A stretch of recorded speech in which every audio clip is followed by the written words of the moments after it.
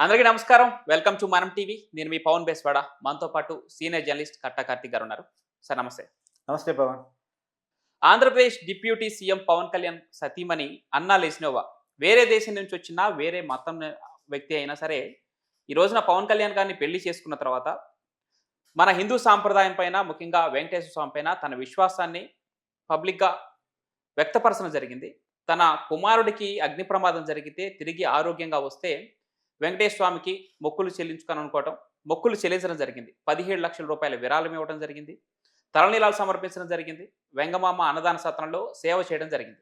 ఇదంతా ఒక రకంగా ఉంటే, ఆ బాలుడికి అగ్ని ప్రమాదం జరిగితే దానిపైన ట్రోల్స్ చేయటం, తను తలనీలాలు సమర్పిస్తే అన్నా లెజినోవా గారు తనపైన ట్రోల్స్ చేయటం, వైసీపీ సోషల్ మీడియా వింగ్ ఇలాంటి అరాచకాలకు పాల్పడుతుంది. ఈ నేపథ్యంలో తెలంగాణ కాంగ్రెస్ ఎమ్మెల్సీ విజయశాంతి దీనిపైన స్పందించడం జరిగింది. ఆ ఎవరైతే ట్రోల్స్ చేశారో వారు శిక్షార్హులు, వారిపైన చర్యలు తీసుకోవాలంటూ డిమాండ్ చేయడం జరిగింది. విజయశాంతి గారి స్పందనను ఏ విధంగా చూడాలి?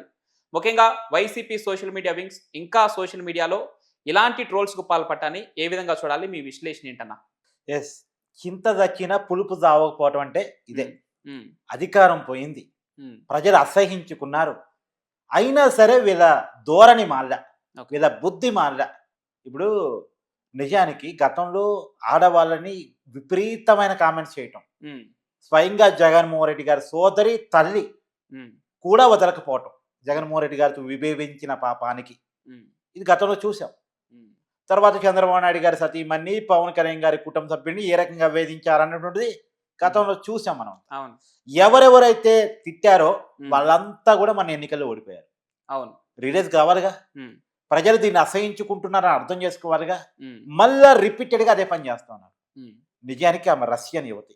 అవును. అక్కడ పుట్టడం వల్ల ఆమెకు ఒక మతం అలవాటు. సహజంగా ఆ మతాన్ని విశ్వసిస్తూ పాటిస్తూ ఉంది. అవును. అయినప్పటికీ తన కొడుకు మన సింగపూర్లో అనుకోకుండా అగ్ని ప్రమాదంలో చిక్కుకోవటం, కొంత గాయాలు పాలు కావటం, ఆసుపత్రి పాలు కావటం. హ్మ్. సరే ఆ టైంలో ఆమె మొక్కుని ఉండొచ్చు గాక. హ్మ్. అప్పుడు ఎందుకంటే పవన్ కళ్యాణ్ పెళ్లి చేసుకున్న తర్వాత పవన్ కళ్యాణ్ ఈ మధ్యకాలం సనాతన ధర్మం ఒక నినాదాన్ని పెట్టుకున్నాడు కాబట్టి అవునవును. ఈమె కూడా భర్త బాటలో ఇక్కడ ఉన్నటువంటి దైవాన్ని, సాంప్రదాయాన్ని నమ్ముతూ, విశ్వాసాన్ని నమ్ముతూ హ్మ్. ముందుకెళ్తుంది కాబట్టి ఇక్కడ విశ్వాసం ప్రకారం ఇక్కడ దేవుడికి ఆమె ఒక మొక్కు. హ్మ్. ఎందుకంటే మన తెలుగు వాళ్ళకి అత్యంత ప్రీతిప్రాప్తమైనటువంటి హ్మ్. దేవుడు శ్రీ వెంకటేశ్వర స్వామి. అవును. కాబట్టి ఆమె వెంకటేశ్వర స్వామికి ఒక మొక్కోవచ్చు గాక. హ్మ్. సరే వాళ్ళ కొడుకు అనుకున్నట్టే మెరుగయ్యాడు, బయటకొచ్చాడు, హ్మ్. ఆరోగ్యంగానే బయటకొచ్చాడు. కాబట్టి ఆమె రాగానే హ్మ్. తిరుపతి వెళ్ళింది. హ్మ్. తిరుమల వెళ్ళి తన తలనీలాలు సమర్పించింది. అన్నదాన కార్యక్రమాల్లో పాల్గొంది. హ్మ్. తన అన్నదానాలు తను స్వీకరించింది, స్వయంగా వడ్డించింది. అవును. స్వయంగా వడ్డించింది. హ్మ్.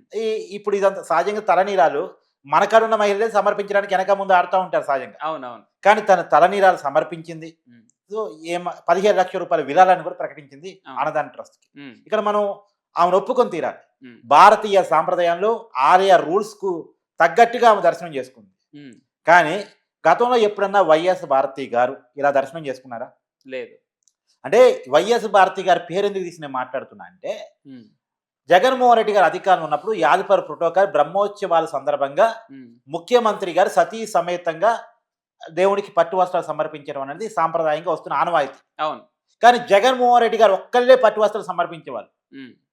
ఎందుకు భారతి గారు రారు? హ్మ్.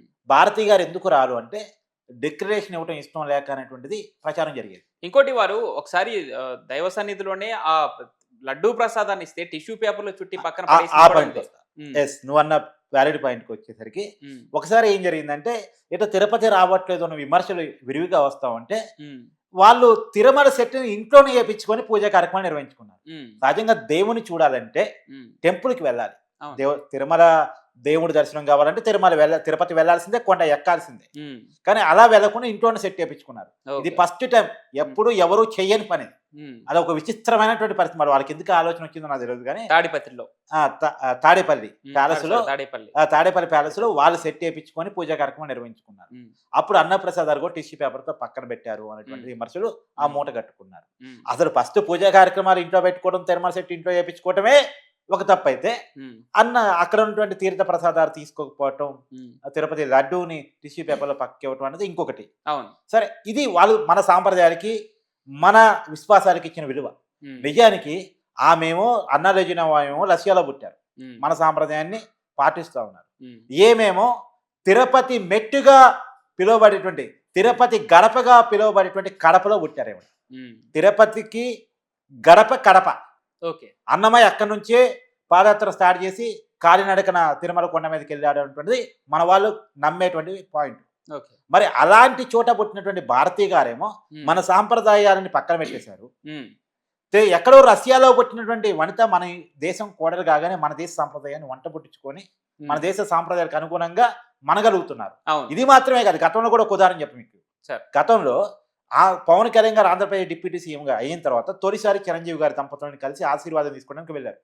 సతీ సమేతంగా అన్నా లజనవతో కలిసి పవన్ కళ్యాణ్ గారు వెళ్ళారు. వీళ్ళిద్దరూ కలిసి పాదాభివందనం చేసిన తీరు, పాదాభివందనం మన కల్చర్, రష్యన్ కల్చర్ కాదు, కానీ మన కల్చర్లో చీరకట్టులో ఆమె వెళ్ళి పాదాభివందనం చేసుకున్న తీరు, అది కూడా చెప్పులు చేతిలో పట్టుకొని, అంటే ఇచ్చినటువంటి రెస్పెక్ట్ చూడు, మన సాంప్రదాయానికి ఇచ్చిన గౌరవం చూడు.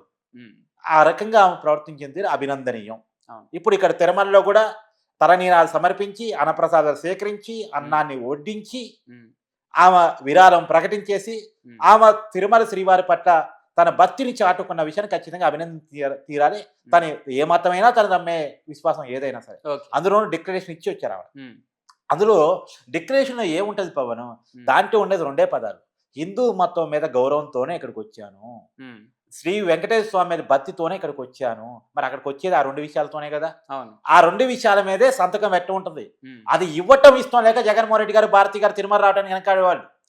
మొన్న కూడా జగన్మోహన్ రెడ్డి గారు అధికారం పోయిన తర్వాత కూడా లడ్డు నెయ్యి కల్తీ మీద వివాదం జరుగుతున్న సమయంలో తిరుమల వెళ్దామని అనుకున్నారు. ఆయన పొలిటికల్ ప్రోగ్రామ్ పెట్టుకున్నారు, కానీ డిక్లరేషన్ ఇచ్చి రావాలని చెప్పేసి ఇప్పుడున్న ప్రభుత్వం కండిషన్ పెడితే అది ఇవ్వటం ఇష్టం లేక తిరుమల పర్యటన రద్దు చేసుకున్నారు జగన్మోహన్ రెడ్డి గారు. భారతీ గారు ఎప్పుడు పోలేదు ఒక పాయింట్. మొన్న అయితే డైరెక్ట్ గా జగన్మోహన్ రెడ్డి గారు కూడా తన పర్యటన రద్దు చేసుకున్నారు, డిక్లరేషన్ ఒకటి ఇష్టం లేక. డిక్లరేషన్ ఏమి జగన్మోహన్ రెడ్డి గారు ఆస్తులు రాసిమని అడగరు, ఆక్రమించుకున్న భూములు రాసిమని అడగరు, పెట్టుకున్న కంపెనీలు రాసిమని అడగరు. కేవలం హిందూ మతం మీద గౌరవంతోనే ఇక్కడికి వచ్చాను, వెంకటేశ్వర స్వామి మీద భక్తితోనే ఇక్కడికి వచ్చాను అని చెప్పేసి. హిందూ మతం మీద గౌరవం కనుక నీకు ఉండుంటే, వెంకటేశ్వర స్వామి మీద కనుక భక్తి కనుక నీకు ఉండుంటే దాని మీద సంతకం పెట్టడానికి వచ్చిన ఇబ్బంది ఏంటి? అంటే ఇక్కడ ముఖ్యమంత్రి హోదాలో ఉన్నప్పుడు ఆయన డిక్లరేషన్ ఇవ్వాల్సిన అవసరం లేకుండానే పైకి వెళ్ళారంటారా కొండపైకి? ఎస్, అప్పుడు ప్రభుత్వం ఆయనది, టీటీడీ చైర్మన్ ఆయన పెట్టినోడు, ఆయన అడిగే దమ్ము ఎవరికి ఉండేది అప్పుడు, కాబట్టి అప్పుడు వెళ్ళిపోయాడు. ఇప్పుడు ప్రభుత్వం మారేసరికి సంతకం పెట్టి రమ్మన్నారు. సంతకం పెట్టి రావడానికి ఉన్నటువంటి ఇబ్బంది ఏంటి? ఆయన నమ్మే విశ్వాసం వేరు కాబట్టి రమ్మన్నారు అంతే. కాబట్టి దానికి వచ్చిన అసలు నిజంగా దాంట్లో వివాదం ఉంటే, డిక్లరేషన్ లో ఉండకూడని పదాలు ఉంటే సంతకం పెట్టడానికి ఇబ్బంది. కానీ మీకు చెప్తున్నా, భారత రాష్ట్రపతిగా పనిచేసినప్పుడు అబ్దుల్ కలాం వచ్చి సైన్ పెట్టారు. అబ్దుల్ కలాం కన్నా గొప్పడు కాదుగా జగన్మోహన్ రెడ్డి. అబ్దుల్ కలాం లాంటి వాడు సైన్ పెట్టినప్పుడు ఏంటి జగన్మోహన్ రెడ్డి గారికి ఉన్న అభ్యంతరం, భారతీ గారికి ఉన్న అభ్యంతరం? ఒకటి, హిందూ మతం మీద గౌరవం లేకపోవటం, వెంకటేశ్వర స్వామి మీద భక్తి లేకపోవటం, ఈ అన్య మతాల పట్ల కనీసమైనటువంటి గౌరవం లేకపోవటం తప్ప ఇంకేమీ లేదు. కాబట్టి ఇక్కడ విషయం చెప్పుకుంటాం, అన్నా లెజినోవా గారు ఎక్కడన్నా పుట్టినాయి. ఎప్పుడైనా మనం గుర్తుపెట్టుకోవాల్సింది 2 పదాలు పవన్. ఎక్కడ పుట్టాం, ఎంత సంపాదించాం అన్నది కాదు, ఏ విలువలతో బతికాం, ఎలా బతికాం అనేది గొప్పతనం. ఇలా ఆమె బతుకుతున్నటువంటి తీరు, ఆమె అలవరుచుకుంటున్న భారతీయ సాంప్రదాయం, ఆమె నమ్ముతున్నటువంటి విలువిస్తున్నటువంటి మన విశ్వాసం ఖచ్చితంగా అభినందించి తీరాలి. ఆమె నుంచి వీళ్ళు నేర్చుకోవాల్సిన పోయి ఇంకా ఆమెనే ట్రోల్ చేయటం ఏదైతే ఉందో అలాంటి వాళ్ళ మీద కేసులు పెట్టి లోపల వేయాలి. మొన్న కిరణ్ ఒక మాట అంటే లోపలేసారుగా, కిరణ్ ఇంకా క్షమాపణ చెప్పాడు, కానీ ఇప్పటికీ వీళ్ళు చేస్తున్నారు కదా, ఇప్పుడు వీళ్ళంగా లోపల వేయాల్సిన పరిస్థితి అసలు. ఇకపోతే మరి విజయశాంతి గారు ఈ విషయంపైన స్పందించడం జరిగింది. ఆ ట్రోలర్స్ మీద చర్యలు తీసుకోవాలంటూ కూడా ఆమె ఒకంత ఎక్స్ వేదికగా తన ఆవేదన వ్యక్తం చేయడం జరిగింది. దీనిపైన స్పందించాల్సిన అవసరం ఉందంటూ ఆమె స్పందించడం జరిగింది. దీన్ని ఎలా చూడాలి? ఇప్పుడు విజయశాంతి గారు ఇప్పుడు కాంగ్రెస్ ఎమ్మెల్సీ కంటే ముందు సినీ నటి. అవును, చిరంజీవి గారితో కలిసి అనేక సినిమాలు చేసింది ఆవిడ. ఆవిడకి పవన్ కళ్యాణ్ గారు వ్యక్తిగతంగా పరిచయం, ఆ కుటుంబం వ్యక్తిగతంగా పరిచయం. కాబట్టి ఆమెకు అందులోనూ ఆమెకు ఉమ్మెను ఒక ఉమ్మెని ట్రోల్ చేస్తా ఉంటే, అందులోనూ భారతీయ సాంప్రదాయాన్ని పాటిస్తున్నందుకు ట్రోల్ చేస్తా ఉంటే ఆమె కొంత బాధ అనిపించవచ్చు, ఆమె ట్వీట్ చేసి ఉండొచ్చు. కానీ ఆమె ఇంకో మాట కూడా డిమాండ్ చేస్తే బాగుండేది, దీనికి కారణమైనటువంటి రాజకీయ పార్టీ ఏదైతే ఉందో, వీళ్ళతో చేపిస్తున్నటువంటి రాజకీయ పార్టీ ఏదైతే ఉందో, ఆ నాయకుల్ని ఇమ్మీడియట్ గా అరెస్ట్ చేయాలని చెప్పేసి కనుక డిమాండ్ చేస్తుంటే ఇంకా బాగుండేది. అంటే ఒక రాజకీయ పార్టీలో ఉన్నందువల్ల తను మేబీ దాన్ని మెన్షన్ చేయలేకపోయారేమో, మేబీ కావచ్చు. నువ్వు అన్నట్టు తన ఒక రాజకీయ పార్టీలో ఉండటం వల్ల ఇంకో రాజకీయ పార్టీని తను కామెంట్ చేయలేదేమో. అందులో ఈ రాష్ట్రంలో ఉన్న రాజకీయ పార్టీ కూడా ఇండైరెక్ట్ గా తను అది చెప్పినట్టే అనుకోవాలి మనం. ఎందుకంటే ట్రోల్ చేస్తుంది పబ్లిక్ గా మనకి తెలిసిన విషయం వైసీపీ సోషల్ మీడియా వింగ్ వాళ్ళ తప్ప ఇంకెవరికి ఈ పని ఉండదు అంతే ఇలాంటి పని ఇంకెవడు చేయడు కూడా. Right thank you so much.